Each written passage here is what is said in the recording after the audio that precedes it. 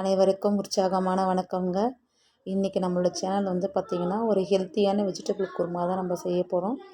அதுக்கு தேவையான பொருட்கள் பார்த்திங்கன்னா 3 பெரிய வெங்காயம், 3 பெரிய பழுத்த தக்காளி, 15 பல்லி பூண்டு, ஒரு கொத்து கருவேப்பிலை, 2 பெரிய உருளைக்கிழங்கு, கேரட்டு பீன்ஸ் ரெண்டும் சேர்ந்து ஒரு 1/4 கிலோ கோஸ், ஒரு நூக்கல். இது எல்லாமே பார்த்திங்கன்னா கழுவி பொடியாக நறுக்கி நான் கட் பண்ணி வச்சுருக்கேன். நீங்கள் வேணும்னா உங்கள் விருப்பப்பட்ட காய்கள் கத்திரிக்காய், முருங்கைக்காய், சௌ அந்த மாதிரி கூட போட்டுக்கலாம். இல்லை கேரட்டு, பீன்ஸு, கோஸ் இது வரைக்கும் வச்சு செய்யலாம். ஸோ இது சாதத்துக்கும் ரொம்ப நல்லாயிருக்கும். சப்பாத்தி, இடியாப்பம், தோசை, இட்லி நம்ம எந்த டிஃபனுக்கு பண்ணால் இது சைட் டிஷ்ஷாக வச்சுக்கலாம். வாங்க எப்படி செய்யலான்றதை பார்க்கலாம். ஃபஸ்ட்டு அதுக்கு ஒரு பாத்திரத்தில் ஒரு 3 ஸ்பூன் எண்ணெய் ஊற்றிக்கணும். குழம்ப தாளிப்பு எண்ணெய், கடலை எண்ணெய். எண்ணெய் சூடானது பிறகு அந்த 15 பல்லு பூண்டு போட்டு கட் பண்ணி வச்சுருக்க வெங்காயம், கறிவேப்பிலை எல்லாமே போட்டுட்டு ஒரு 2 நிமிஷம் நல்லா வதக்க விடணும். நல்லா வதங்கினதுக்கப்புறமா நம்ம கலர் சேஞ்ச் ஆகும் வெங்காயம். அப்புறம் நம்ம தக்காளி ஆட் பண்ணலாம். தக்காளி ஆட் பண்ணிவிட்டு ஒரு 3 நிமிஷம் பார்த்திங்கன்னா நல்லா இதை வதங்க விடணும். ரொம்ப சுருள வதக்கக்கூடாது. ஒரு 3 நிமிஷம் வதங்கினா போதும். அந்த கலர் சேஞ்ச் ஆகணும், சுருங்கியும் இருக்கணும் அந்த போட்ட வெங்காயம், தக்காளி. ஸோ அந்த அளவுக்கு பார்த்திங்கன்னா ஒரு 3 to 4 மினிட்ஸ் நம்ம வதக்கினாலே போதும். நல்லா சுருள வதங்கிடும். அடுத்தது நம்ம பார்த்திங்கன்னா ஆட் பண்ணியிருக்கிற எல்லா வெஜிடபிள்ஸுமே பார்த்திங்கன்னா நீர்ச்சத்து உள்ள காய்கறிகள் தான். ஸோ அதனால் நம்ம என்ன பண்ணலாம், ஸ்டவ்வை சிம்மில் வச்சுட்டு கேரட்டு, பீன்ஸு ஃபஸ்ட்டு போட்டு நல்லா ஒரு 2 நிமிஷம் வதக்கி விட்டுருவோம். ஸோ அந்த எண்ணெயிலே பார்த்திங்கன்னா ஒரு 50% நல்லா வெந்துடும். அடுத்தது கேஸ் சிம்மில் வச்சுருக்கோமா செக் பண்ணிவிட்டு கோஸும் அந்த நூக்கலும் பார்த்திங்கன்னா இதில் ஆட் பண்ணிடலாம். ஆட் பண்ணிவிட்டு நம்ம எல்லா வெஜிடபிள்ஸும் ஒன்றா மிக்ஸ் பண்ணி விடணும்.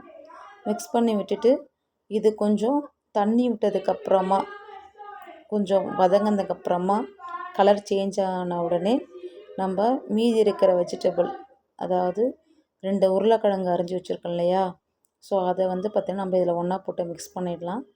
ஸோ நான் பார்த்திங்கன்னா இங்கே உருளைக்கிழங்கு தோலோடு போட்டிருக்கேன் கட் பண்ணி.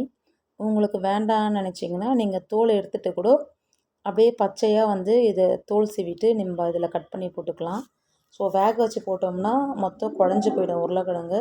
அதனால் நான் அப்படியே வேக வைக்காமல் கட் பண்ணி போட்டிருக்கேன். நீங்கள் வேணும்னா தோல் எடுத்துகிட்டு சேர்த்துக்கலாம், நல்லாயிருக்கும். ஸோ குழம்புக்கு தேவையான, குருமாவுக்கு தேவையான 3 ஸ்பூன் மிளகாத்தூள், டேஸ்ட்டுக்கு ஏற்ற மாதிரி உப்பு நம்மளுக்கு எவ்வளோ தேவையோ அவ்வளோ போட்டுட்டு கொஞ்சமாக தண்ணி விட்டுக்கணும், ஒரு 100 ml. ஸோ ரொம்ப தண்ணி விட்டோம்னா நல்லா இருக்காது. நம்ம இப்போ இதை விசில் விட போகிறது கிடையாது. இது பார்த்திங்கன்னா ஒரு ஸ்டீம் மட்டும் தான் பண்ண போகிறோம்.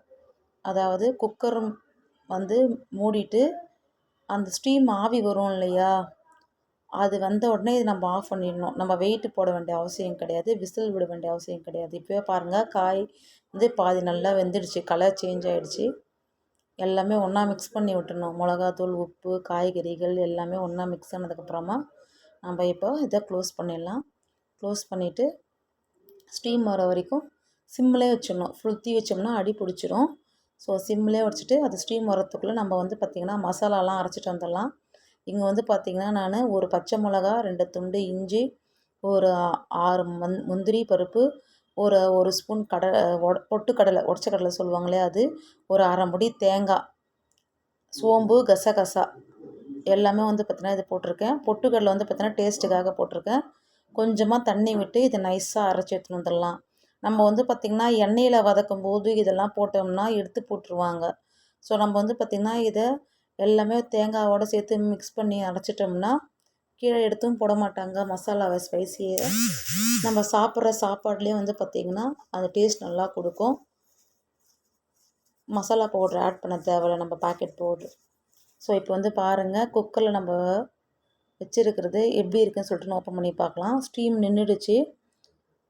ஸோ ஸ்டீம் வந்ததும் நான் ஆஃப் பண்ணி விட்டேன் கேஸை. ஒரு 5 நிமிஷம் அப்படியே விட்டுட்டேன். விட்டதுக்கப்புறமா பாருங்கள் எப்படி இருக்குதுன்னு சொல்லிட்டுன்னு. ஸோ தண்ணி கம்மியாக வச்சதுனால கொஞ்சம் பொரியல் மாதிரி இருக்குது. இப்போ என்ன பண்ணலாம், நம்ம ஒரு 200 ml தண்ணி இதில் ஊற்றிக்கலாம். ஏன்னா கொதிக்க வைக்கணும் தேங்காய் ஊற்றிட்டு. ஸோ அதுக்காக வந்து பார்த்திங்கன்னா அது பாருங்கள் கொஞ்சமாக தண்ணி வந்திருக்கு பாருங்கள். ஏன்னா காய்கறியிலே நீர்ச்சத்து உள்ள காய்கறின்றதுனால நான் கொஞ்சமாக தண்ணி வச்சேன். ஒரு 200 ml தண்ணி ஊற்றிட்டு ஒன்றா மிக்ஸ் பண்ணி ஒரு 2 கொதி வந்ததுக்கப்புறமா நம்ம அரைச்சி வச்ச அந்த மசாலாவை இதில் ஒன்றா ஊற்றி மிக்ஸ் பண்ணிடலாம். மிக்ஸ் பண்ணிவிட்டு பாருங்கள் ஸ்டவ் பற்ற வச்சாச்சு. ஏன்னா நம்ம வந்து ஸ்டீமில் வச்சுட்டு ஆஃப் பண்ணி விட்டுட்டோம். ஸோ மறுபடியும் வந்து பார்த்திங்கன்னா அடுப்பை பற்ற வச்சுட்டு இது கொதிக்க விடணும். எல்லாமே ஒன்றா மிக்ஸ் ஆகணும். செமி சாலிடாக இருக்கக்கூடாது. கொஞ்சம் கரண்டில் எடுத்து ஊற்றுற மாதிரி இருக்கணும் இல்லையா, அதனால் கொஞ்சம் தண்ணி ஊற்றியாச்சு. பாருங்க கொதி வந்துடுச்சு. கொதி வந்ததுக்கப்புறமா நம்ம அரைச்சி வச்ச அந்த மசாலாவை ஊற்றிட்டு கொஞ்சம் ஜாரையும் கழுவி தண்ணி ஊற்றிக்கலாம். ஊற்றிட்டு எல்லாமே ஒன்றா மிக்ஸ் பண்ணிவிட்டு ஒரு 2லேருந்து 3 கொதி வரணும். அப்போ தான் வந்து பார்த்திங்கன்னா தேங்காய் ஊற்றிட்டு ரொம்ப நேரமாக கொதிக்கக்கூடாது.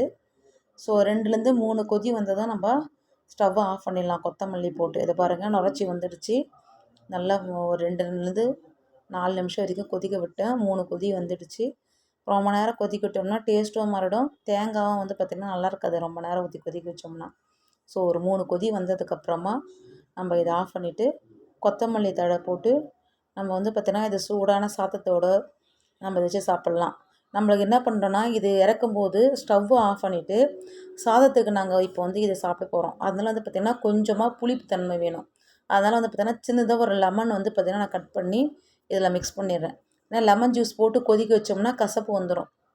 அதனால் நான் ஸ்டவ்வை ஆஃப் பண்ணிவிட்டு லெமன் ஜூஸும் கொத்தமல்லி தழையும் போட்டு இந்த வந்து சாப்பாட்டுக்கு மாம்பழம் தொட்டுக்கிறதுக்கு அப்பளம் தொட்டுக்கிறதுக்கு வச்சுருக்கோம்.